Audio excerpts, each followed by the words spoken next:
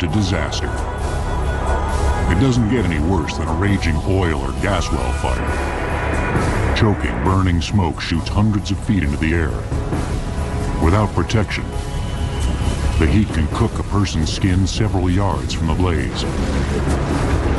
But once it's out, it's even more dangerous. The specialists work to cap the blowing well under a shower of flammable crude. Standing beside a blowing well is like placing your head next to a jet engine, only louder.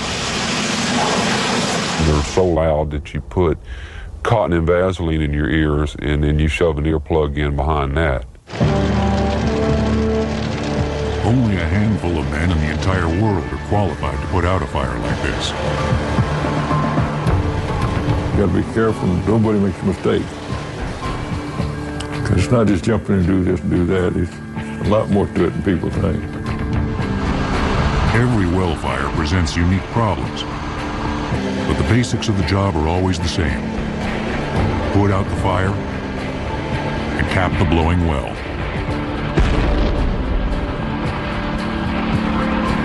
To avoid being incinerated while doing their incredibly dangerous work, experts use specialized tools and methods perfected over the last 70 years. First of all, you have to gain ready access, safe access for the people to do the work. If there was a drilling rig and it caught fire and it's burnt up, it means first of all the safe removal of all that debris from around the well. Firefighters use bulldozers to drag away the twisted wreckage of a burnt-up rig. They also use an AFI wagon, an A-frame trailer with a long boom and a hook on the end to grab debris. So we have to take it away a piece at a time, because if we do put it out, one hot piece of metal could reignite the well. Giant pumps spray a deluge of water over men and equipment, protecting them from the intense heat. This is one of our bigger pumps in our inventory. This is a 5,000 gallons per minute pump. You got the engine as your driver, the transmission, and the pump itself. Often the only thing between these firefighters and a raging inferno is a 1/8 inch piece of tin. Well, out of all the equipment we've got, from expensive to the cheapest and the smallest thing, this is probably one of the best friends you could possibly have when you're on a rig fire. It's a typical corrugated tin. There's a lot of barns built out of it, same type material. The shiny galvanized sheet metal reflects heat. Firefighters also use it to protect equipment. As long as you've got water and you've got a piece of tin, you can stand up and basically touch the fire. There are many ways a disaster like a blowing, burning well could ignite. An errant spark, lightning, or the friction of blowing debris. It can even happen before a well begins producing. When sinking a well, drillers may have encountered greater than expected pressure from the oil reservoir trapped underground, leading to the failure of surface containment equipment. When the flow of crude is uncontrolled, that's a blowout. And at any time, that combustible oil or gas can catch fire. Traditionally, one of the most effective ways to snuff a fire has been to literally blow it out using explosives. It's simply robbing it of oxygen. You place that charge just near the base of the flame where the fluid coming from the well is just becoming oxygen rich enough to burn. And it's put in a so-called shot drum, which is nothing more than either a 55-gallon or 35-gallon barrel. The technique of using explosives to blow out fires has been around since the 1920s. Today, blowout specialists occasionally still use explosives, but most prefer less destructive methods. The same water pumps firefighters use to cool themselves put out the fires too. Today, you go put 8,000 gallons a minute, you can extinguish just about anything with that kind of water supply in the right place. Takes a lot of the thrill out of it, but it's a little more practical, really. But the specialists also have to cap the well. Sometimes this is done while it's burning, if there's poisonous gas, or it poses a larger environmental hazard to put it out. Many times the team has to cut off a damaged wellhead before attaching a new control device.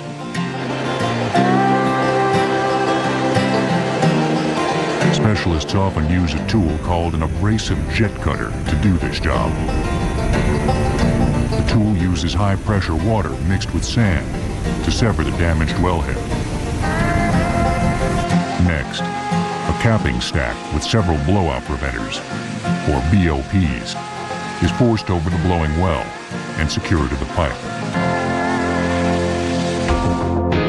BOPs are also used during drilling to control well pressure. This type of BOP uses hydraulic rams that close and seal off the hole.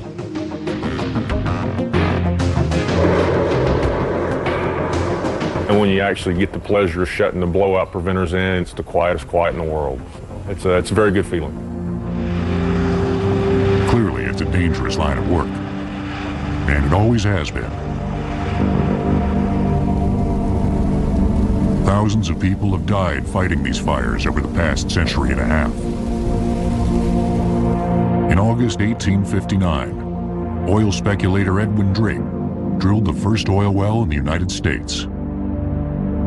2 months later, it caught fire. Fire becomes a problem in the oil industry as soon as you bring oil to the surface.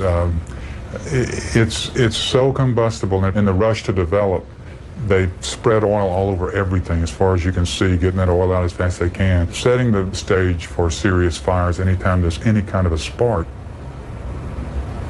The invention of the automobile further fueled demand for petroleum exploration.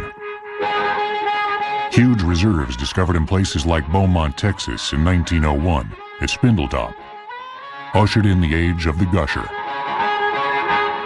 A gusher occurs when drillers hit a greater than expected pocket of oil or gas, and oil shoots back up the wellbore uncontrolled. To add to the fire hazard, well owners initially stored oil in open pits before storage tanks were built. In the early fields, all the way into the 1950s, most of the fields burned, in part at least, is when they were developed. It was just almost impossible to keep this from happening. But in 1922, Cameron Iron Works invented the first effective blowout preventer, which reduced blowouts and made drilling operations safer. Fewer blowouts meant fewer fires. Conversely, if a well wasn't producing as much as the owner thought it was capable of, a specialized workman called a torpedo shooter was called in. Torpedo shooters dropped explosive nitroglycerin canisters, called torpedoes, down the well to induce flow. And they would literally drop that down the well bore to fracture the rock down there, or the sand, so that it could produce more. That was an interesting group of men. I think it was once said that 2 out of 3 torpedo shooters died before they were 30 years old. It was a terribly dangerous line of work. One of those daring oil field workers was a shooter named Carl Kinley. Carl was a widower who worked in the oil fields of Central California to support his 3 children. On April 29, 1913, Carl was helping clear a valve off a damaged oil rig from a small fire. Until this time, no one had found a very effective way of snuffing these fires. They felt like they may have a way of controlling the fire with steam if they were to get the fire going straight up. And so the procedure called for using explosives to blow a valve off the well. Carl loaded some nitroglycerin and carefully placed it by the rig. But when he detonated the nitro, an amazing thing happened. The fire went out. Moments later, the oil reignited. No one thought much of the fire having gone out, except for Carl's oldest son, Myron, who was standing nearby. 14-year-old Myron Kinley knew he had just witnessed something important. Little did he know, he'd seen the birth of a multi-million-dollar industry he'd soon help create. Myron Kinley, middle school dropout and oil patch shooter's assistant, almost single-handedly created the modern oil firefighting industry. The concept simmered in his mind after he witnessed his father inadvertently blow out a well fire using explosives. But it didn't happen overnight. First, Myron saw action during the First World War in an artillery unit, gaining experience on how to set explosive charges.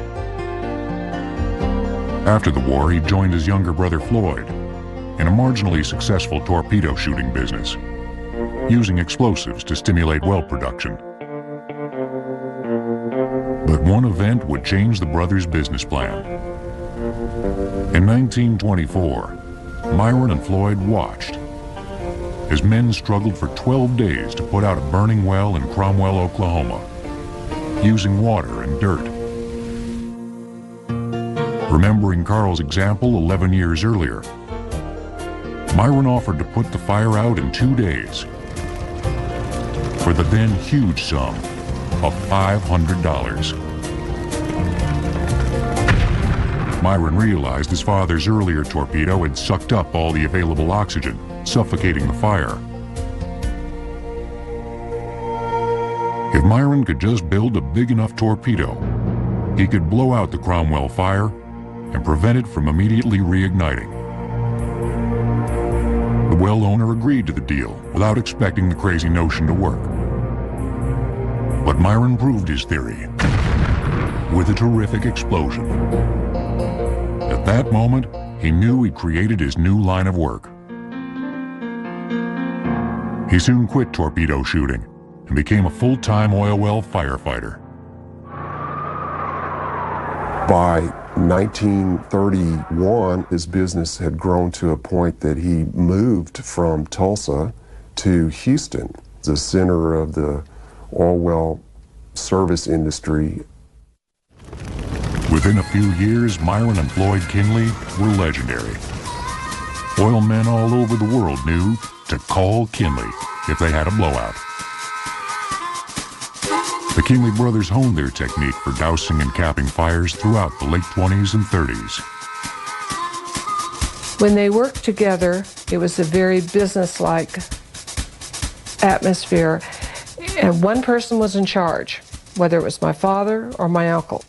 They had the utmost respect for one another, and I think they cared deeply about one another.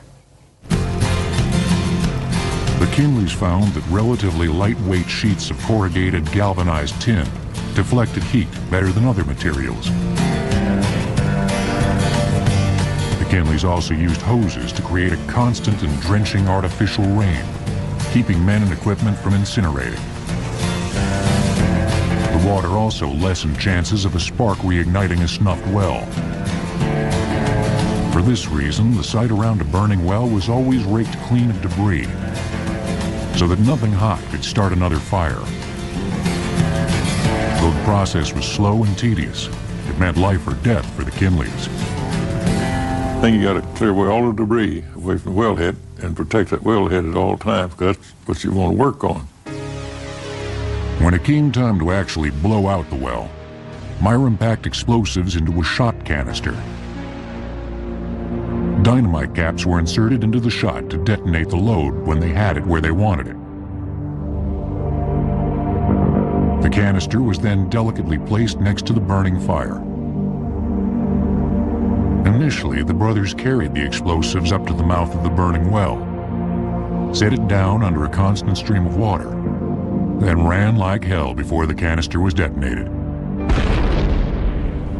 Of course, the Kinley brothers were only half finished when the fire was out. Most people don't understand getting rid of the fire is the easiest thing. Hell, you know, but you got to cap the well because it's still blowing. It just isn't on fire. And that's where the work comes in.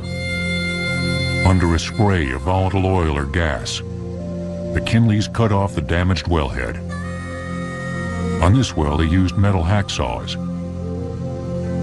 They had to be careful, as any spark could reignite the well, incinerating the men. The brothers then installed a new series of valves known as a Christmas tree. Finally, they shut the new Christmas tree, capping the gusher. Myron and Floyd were always careful, but sometimes the unexpected happened. In 1929, near Gladewater, Texas, Myron got hurt. He was hooking a cable onto debris when his leg was trapped. He could have very easily burned up. Had his brother Floyd not been there very quickly to take him out of that situation, he saved his life. Myron was fortunate to escape with only a broken leg. The brothers discovered the hard way what worked and what didn't. They had a monopoly, if you will, on the business of oil well firefighting all those years. But success had its price. In 1939, the dangers of the profession struck home for the Kinley family. Well, his brother, Floyd, got killed out in South Texas somewhere, backing off some drill pipe, and it come loose and that hit him in the head, I think, killed him. Myron was battling another fire, too far away to save Floyd, the way Floyd had saved him years earlier. It was a terrible tragedy to the whole family. Floyd and Myron were very close. It was a terrible thing. Myron's wife had the sad task of telling Floyd's wife the news. After dinner, I was sent out with someone to go to a movie so that Aunt Marguerite would be there. The house would be quiet. Mother took that way of telling Aunt Marguerite about the loss of her husband. Aunt Marguerite thought she was going to see him the next day, you know, go down there and all, and he was dead. With Floyd dead, Myron needed an experienced partner to help him with all the business coming his way. It seemed as if there was nobody else with the skills, bravery, and foolhardiness necessary. That is, until the greatest oil well firefighter who ever lived walked into Myron Kinley's office looking for a job. Throughout the late 1930s and 1940s, Myron Kinley continued to use his tried and true methods to put oil fires out, with modest technological advances. The introduction of heavy-duty Caterpillar tractors sped debris clearing considerably. In conjunction, Myron modified a logging trailer, known as an eighty wagon, to suit his needs. The eighty wagon was important in the history of the profession because it allowed the well control experts to place the charge exactly where it needed to be placed. And an eighty wagon is simply a big, large boom that can be backed into the fire, and it can be raised and lowered and manipulated into exactly the right spot. 80 wagons could also drag away debris. It's a tool still used today. This wagon is ready for transport. You see the A leg, we call it, on top. It folds up vertically. When it's in use, we have a series of block and tackle that have a 1-inch cable that goes to the drum or winch of a bulldozer. That conveys this boom up and down. Despite these advances, putting out oil well fires was still an extremely dangerous way to make a living in the late 1930s. No one knew this better than Myron Kinley. Myron was working on an oil well fire near Baytown, Texas. He was loading his shot canister full of explosives in preparation of being able to shoot the fire out, and the canister prematurely went off.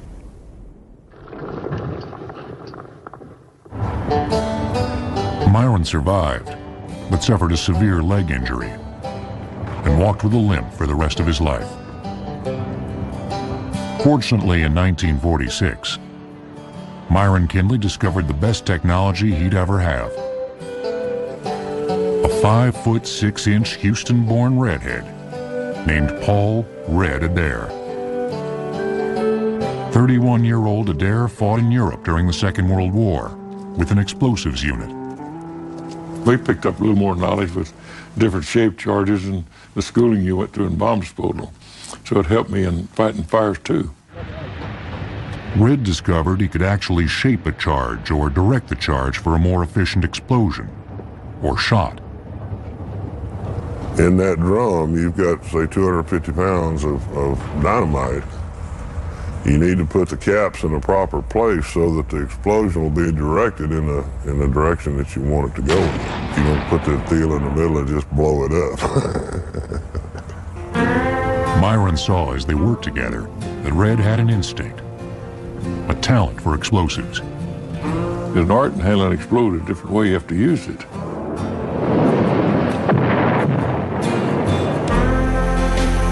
Working with Red in the shadow of a roaring, blowing well, Myron devised a communication system based on hand signals. At first, Mr. Adair actually went on jobs with Myron, and then as more and more work came about, it was necessary for the two of them to split up occasionally, much like Myron did with his brother Floyd. Red Adair soon outshined the older, injury-racked Myron Kinley. And he began to develop his own style for putting out fires. The hellish nature of their occupation drew the two men together. He liked him a lot. There was a lot of camaraderie. There were jokes. There were good feelings between them, and there had to be a great deal of trust. I think Myron Kinley, in many ways, thought of Red Adair as his son, and the two of them were very close. But Myron was unwilling to give up fighting fires entirely, or give over the company to his protege. In 1951, as Myron curtailed his own schedule, Red hired Boots Hansen, a former field hand, to work as an assistant. I went with Mr. Kinley because he was crippled in one thing or another. He'd been in it longer than Red. He had a way that he did a job, and when I worked for Red, I learned how to do it a different way, and a lot of times it was a whole lot easier. In 1958, Coots Matthews, a worker for the Halliburton Oil Field Services Company, joined the Kinley Company as another assistant.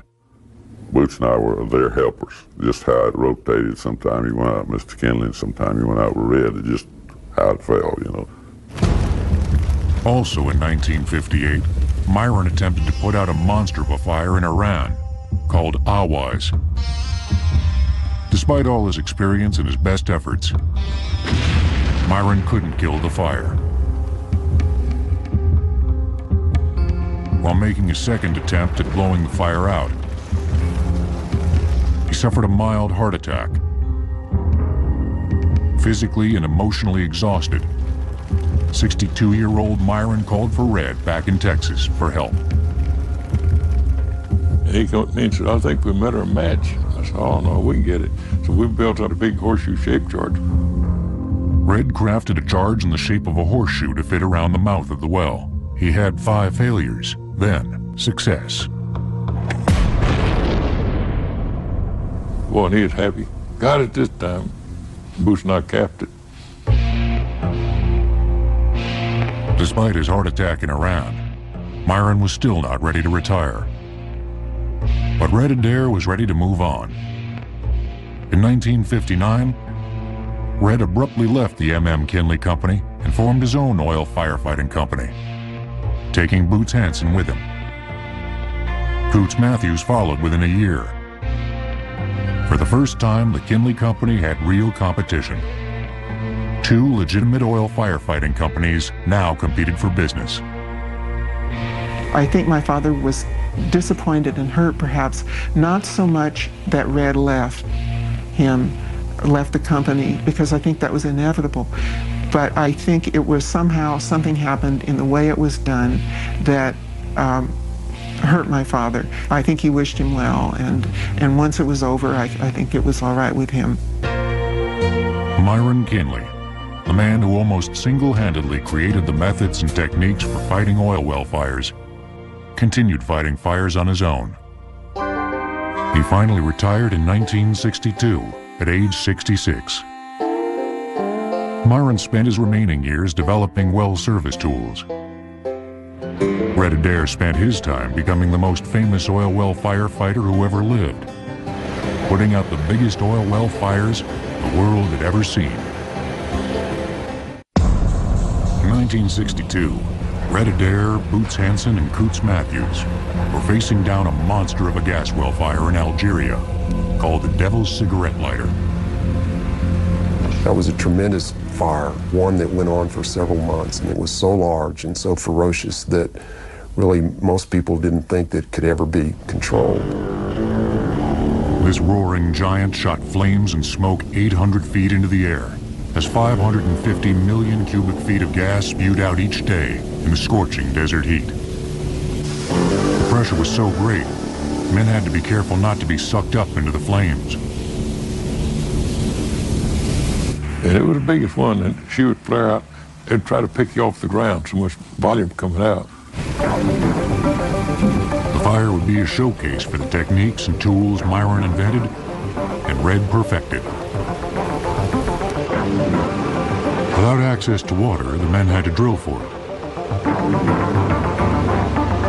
To hold the water, they dug 3 pits, each about the size of a football field and 10 feet deep. Red's team cooled the site with high-pressure water cans and protected the equipment with corrugated tin. Red's men used an Athey wagon and bulldozers to pull away the debris of the burned-up rig. After several months of preparation, they were finally ready to shoot out the fire with nitroglycerin charges.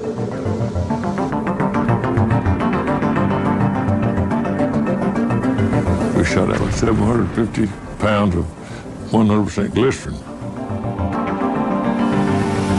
Now that the well was no longer burning, the men attempted to cap it. Red employed a sand line cutter, a tool he had been using for several years. The sand line cutter was a sand resin-coated cable looped around the wellhead. Winches on opposite sides pulled the cable back and forth, cutting the wellhead off like a bandsaw. The men then forced a blowout preventer over the blowing well and secured it to the pipe. A delicate operation when even static electricity could reignite the well and kill everyone around.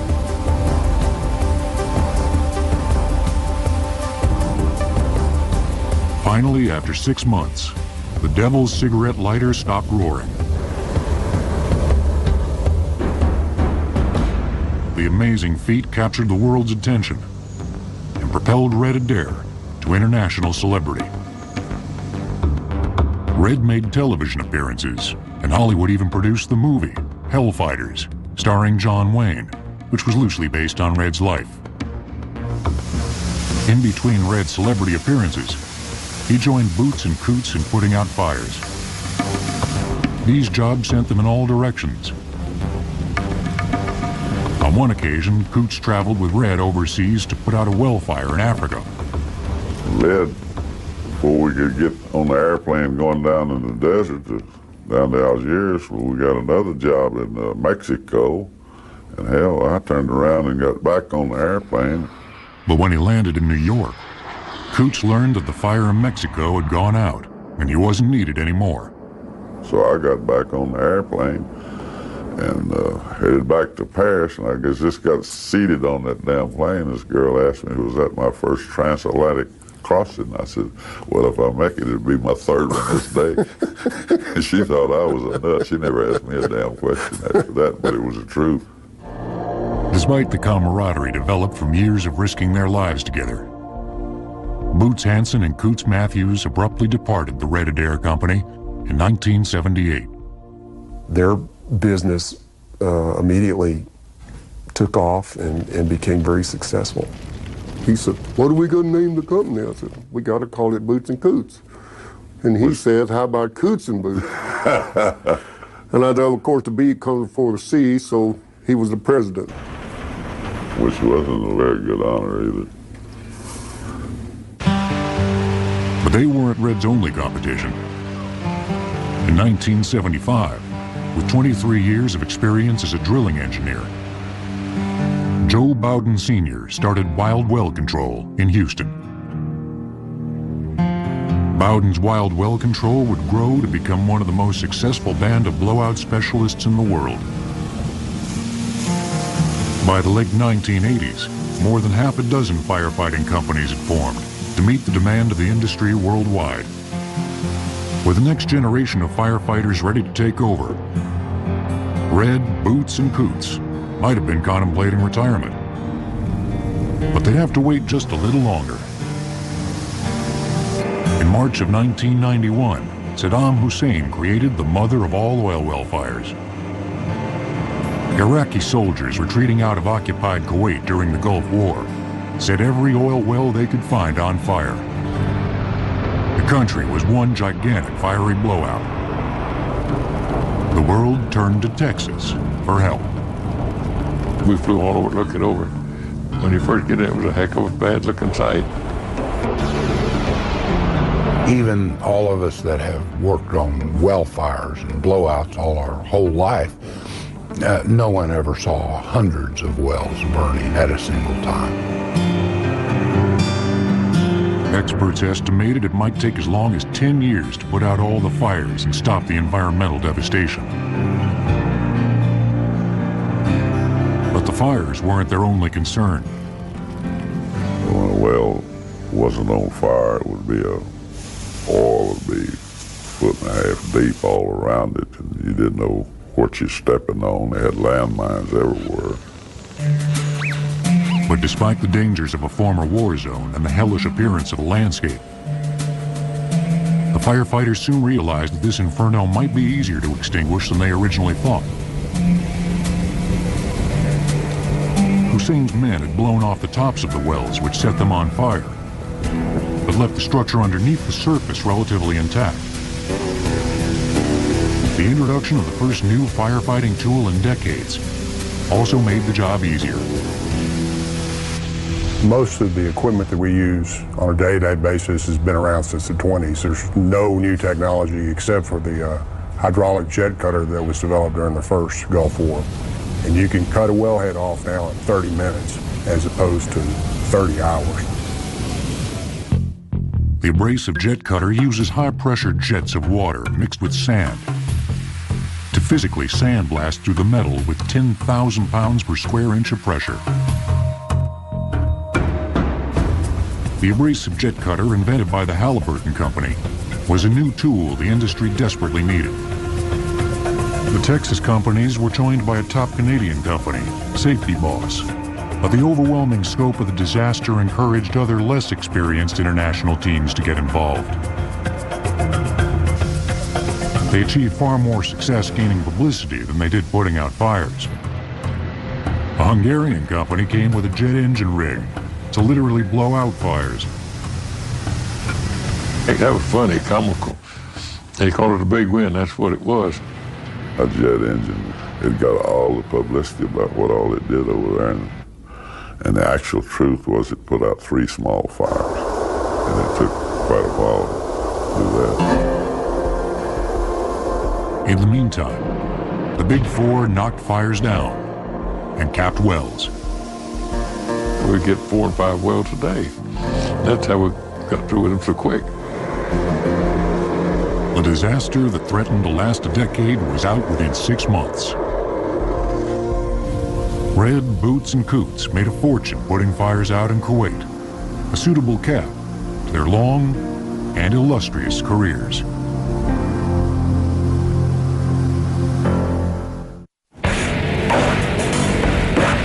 Beaumont, Texas. These firefighters are at the opposite end of the petroleum business. Not at a well, but at a processing unit. A huge explosion has ripped open a local refinery. The resulting fire threatens to destroy the rest of the plant. They've got a 1-2 punch to knock this fire out. First, they hit the inferno with water and foam. Then apply a purple punch of dry chemical. Within minutes, the fire's out. It may take you 6 or 8 hours to rig up, but when you attacked it, it's over quick or you're doing something wrong. Fortunately, this refinery fire is just a simulation. It's being conducted at the Center for Industrial Fire and Hazardous Materials Training at Beaumont's Lamar University. Here, a different breed of firefighter learns how to put out a different type of fire. In an industrial situation, firefighters could face both a pressure fire, a liquid fire in motion, sometimes under pressure, and a static fire, such as a tank fire. Fortunately, these guys are learning from one of the best. Dwight Williams, of Williams Fire and Hazard Control. There's been a couple of fires that I said, you're either going to kill me or I'm going to kill you. And it's come to that. Dwight's been fighting fire since the 1970s. His specialty is killing storage tank fires, the biggest ones on record. One of the most dangerous events Dwight may face during a storage tank fire is the possibility of a boil-over. During a torrential storm, the weight of rainwater can sometimes cause a floating roof to fail, exposing the oil inside. A boil-over may occur when a crude oil storage tank burns out of control for hours.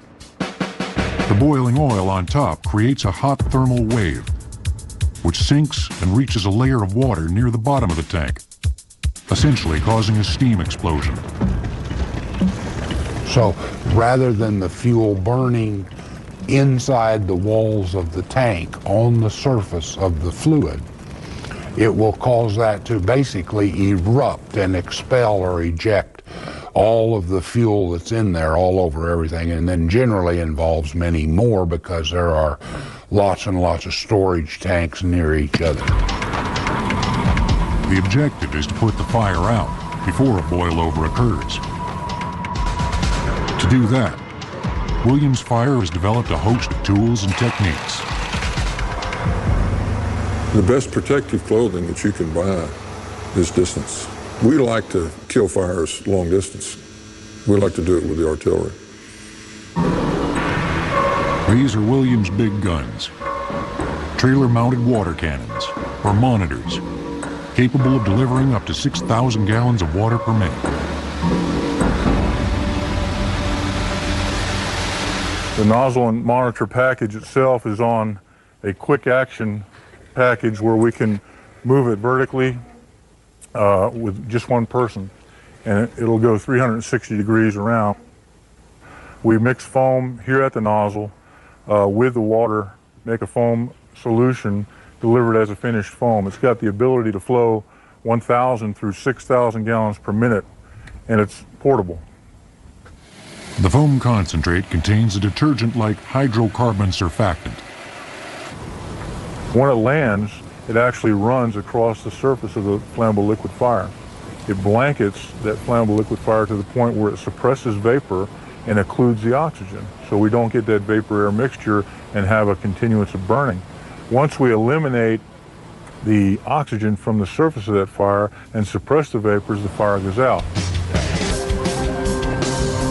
Besides foam, Williams Fire also uses a dry chemical called PKW for the final punch. The dry chemical temporarily interrupts the chain reaction of the combustion process of a fire. It has a purple dye, so firefighters can easily see it in the stream of water. This is PKW, the dry chemical of choice for Williams Fire and Hazard Control. We use it whenever we need a chemical to eliminate a pressure fire. This is a very fine powder. It's introduced through our hydrochem nozzle into our foam stream to eliminate that chemical chain reaction. Firefighters shoot both foam and dry chemical through the high-pressure water cannons. But killing many fires requires hand-to-hand combat. If this is their heavy artillery, then this is their bayonet. The water foam solution comes in here, and it goes out here, around this little pipe. The valve for it is marked water foam. And you open it first, and you start knocking the fire down. Once the fire gets knocked down, you visualize exactly where your pressure fires are. As you get ready to shoot them out, you simply pop them and shoot them out. In the early days, firefighters often couldn't stop storage tank fires, and they burned to exhaustion. Before specialists, thousands of firefighters working for the refineries dealt with those dangerous fires in the course of their normal jobs, without notoriety or lots of money. When I was growing up in Port Neches, Texas, my father got a job as a fireman. When you'd hear those sirens, you'd know something had occurred. And my first thought would be, okay, will my dad make it through this? And my second thought would be, are any of my friends' fathers involved? Because in our schools, all the fathers worked in the refinery, so there would always be a couple of fathers missing who had been killed in refinery explosions. In the 20th century, several innovations helped decrease the chances of fire, including separating the refinery from storage tanks. Also, the introduction of floating roofs, which went up and down with the level of product inside, kept explosive vapors from accumulating. Putting out a large tank fire takes experience, guts, and a little guesswork. Success could have made these guys a little bit arrogant in the face of a fire. Not Dwight. He has plenty of respect for it and knows when it's time to get back. There's nothing exciting about going to meet your maker a little prematurely. I mean, I'd really like to sing, but I want to do it later in my years.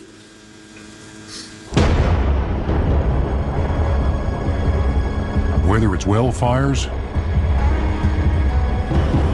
or refinery fires, the firefighters who put out these infernos are like none other.